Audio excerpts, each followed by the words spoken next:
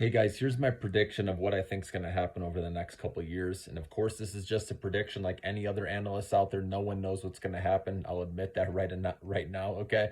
But these are my thoughts right here. So, obviously, Magnificent Seven stocks, right? The big cap stocks have had their moment this year, right? They've lifted the indexes. We all know that. These are very overcrowded trades right now, and rightfully so, because they don't have to, tap into the markets for cash. They have plenty of good cash flow, profitable, all that, right?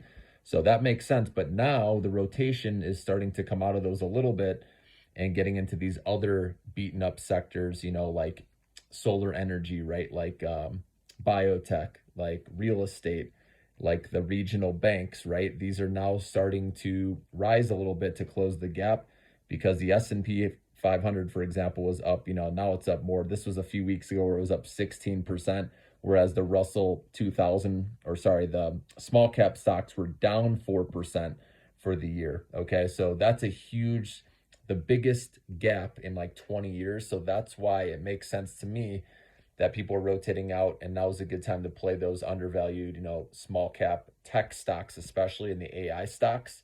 Obviously, AI has also lifted this rally this year as well. But just know, I believe we are priced for perfection now. We are now factoring in price cuts next year. There's nothing now that's factored in with interest rates going higher. So you never want, nothing is for sure in life but death and taxes. You've heard that before, right? And that's true. You want to expect the unexpected, okay? Anything can change the narrative with the stock market. It's usually something that's completely out of the blue that no one's expecting, right? That causes stocks to go down. So always keep an open mind.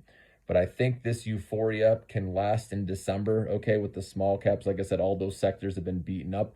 But once these start to rebound and get back to respectable, levels, then that's when I think we're going to start seeing a bigger pullback, because right now we know we know bad news is good news, right? With the stocks, because that means the Fed's going to cut and treasury yields are coming down, okay? But eventually, once that plays out, right, and if the Fed talks about more rate cuts in the future, that's when recession talks start. That's where people start to get scared. And we're actually already seeing that with like European data, like Spain. Inflation is coming in negative, right? So that's a big concern. Not yet. Again, that's good for them to cut, but then eventually there's going to be more worries of recession because of things slowing down, deflationary environment, all that. So I want to make sure you know that down the road. I'm thinking 2025 is when a recession could potentially hit. I don't know if it'll be mild or a big one, but it just makes sense that there will be something around that time. You also have the commercial real estate sector, going through, with like office REITs having to refinance, right, at higher rates, all that. So we have to get through that. Also, there's an election next year, right? And depending on who gets elected, right, that could change, sentiment as well. So these are just predictions and my thoughts, okay? Obviously anything can happen, but I just wanted to share that with you guys.